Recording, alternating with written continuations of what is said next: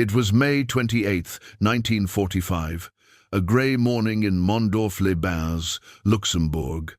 The war in Europe was over, but for one German general, the battle had just begun. Not on a field of fire, but within his own mind. General Alfred Jodl sat at a plain wooden table, the air around him heavy with cigarette smoke and silence. Across from him, an American intelligence officer flipped through a stack of files, eyes calm, movements deliberate. Then he spoke the words that shattered everything Jodl thought he knew.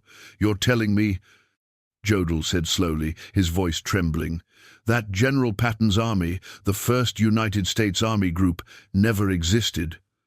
The American nodded once. That nod, so small, so casual, detonated like a bomb inside Jodl's mind. For 2 long years, the German High Command had moved divisions, shifted defenses, and reinforced imaginary threats, all in response to a phantom army made of rubber, air, and lies. The mathematical reality dawning on him was unbearable. Fewer than 3,000 Allied specialists, artists, engineers, and illusionists had tied down nearly 500,000 German soldiers, and they had done it without firing a single shot. What Jodl didn't yet understand, what no German officer would truly grasp for decades, was that Germany had been beaten not just on the battlefield, but in the mind. They had fallen victim to the most audacious deception in military history, Operation Bodyguard. It began in December of 1943. Deep beneath the streets of London, in offices under Whitehall, a small team of British intelligence officers gathered under Colonel John Beavernon. Their mission was clear: make Hitler believe the D-Day invasion would come anywhere but Normandy. Their tools weren't guns or tanks. They used information, whispers, rumors, fake radio transmissions, and the masterstroke of psychological manipulation. They studied Hitler himself, his habits, his obsessions, his need to confirm his own beliefs. They learned that if they could feed him lies that fit his worldview, he would believe them completely. And so, they began crafting an illusion. At the center of this illusion was a ghost, or rather, an army of ghosts. The 1st United States Army Group, supposedly commanded by the fiery General George S. Patton, the one man the Germans feared above all others. To Hitler, Patton was the Allied hammer. Wherever Patton went, the blow would fall. But Patton's army existed only on paper, in radio static, and in the skies above southeastern England, where reconnaissance planes saw what they expected to see: rows upon rows of tanks, trucks, and landing craft, all fake. The real work began in January of 1944, when an extraordinary group of men assembled at Camp Forest, Tennessee. They weren't ordinary soldiers. They were painters, sculptors, set designers, engineers, and sound technicians. Together, they formed the 23rd Headquarters Special Troops, soon to be known as the Ghost Army. Among them was a young fashion designer named Bill Blass and a painter named Ellsworth Kelly. Their mission was not to destroy, but to deceive. They trained to build illusions, inflatable Sherman tanks that could be carried by 4 men and inflated in minutes, canvas trucks painted to catch light just so. From a distance, they looked real. Even up close, in the right light, they felt real.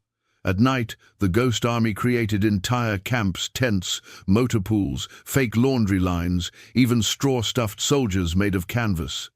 In the morning, reconnaissance aircraft would fly overhead and report what the Germans most feared: an invasion force massing across the Channel. And it didn't stop with visuals. Sound engineers from Bell Laboratories built enormous speakers that could project the roar of engines and the rumble of tanks for miles. Using real field recordings, they created the soundscape of an entire army on the move. German scouts would listen, report what they heard, and confirm that Patton's forces were preparing for invasion. Meanwhile, hundreds of miles away, radio specialists transmitted fake messages, coded chatter from units that didn't exist. They mimicked the unique rhythms of real operators so perfectly that German intelligence logged them as authentic. And while all this was happening, the British were weaving another layer of deceit through their network of double agents. There was Garbo Juan Pujol Garcia, perhaps the greatest spy of the war. To the Germans, he was their most trusted source in Britain. To the British, he was a weapon of truth, or rather, of well-crafted lies. From a small London office, Garbo and his handler invented an entire network of imaginary agents, 27 in total. Each had a name, a job, and a backstory. They wrote letters, sent reports, and even died in the line of duty when the plot required it. The Germans adored him. They sent him money, $20,000, a fortune at the time, and later the Iron Cross, awarded personally by Hitler. By the spring of 1944, the illusion was complete. From Norway to the Mediterranean, fake armies seemed to be preparing for invasion. But the crown jewel was Fusag, Patton's phantom force supposedly waiting in Dover to cross into Pas-de-Calais, the narrowest point of the Channel. And Hitler believed it completely. When the real invasion began at Normandy on June 6, 1944, the German High Command hesitated. "It's a feint," Hitler insisted. "The real attack will come at Calais. For ***, 7 weeks, 49 critical days, ***, hundreds of thousands of German troops sat waiting for an attack that never came. The divisions that could have pushed the Allies back into the sea remained frozen in place, defending ghosts. Meanwhile, the Ghost Army crossed into France, carrying their tricks with them. In field after field, they deployed inflatable tanks, broadcast, fake radio chatter, and projected soundscapes of moving divisions. They could conjure an entire armored battalion overnight, fooling German spotters into wasting artillery shells on empty fields. In July of 1944, during Operation Elephant, 600 men simulated a 15,000-strong force. The Germans took the bait, and their artillery pounded rubber tanks and empty foxholes. In another deception, near the Rhine River, the Ghost Army pretended to prepare for a major crossing. Sound trucks rumbled, fake bridges appeared, radio chatter buzzed. The Germans repositioned their forces, leaving the real crossing point dangerously exposed. The Allies crossed with minimal casualties. And all of it, every move, every trick, every illusion worked, because it fit perfectly within what the Germans expected to see. When the truth finally came out after the war, it broke them.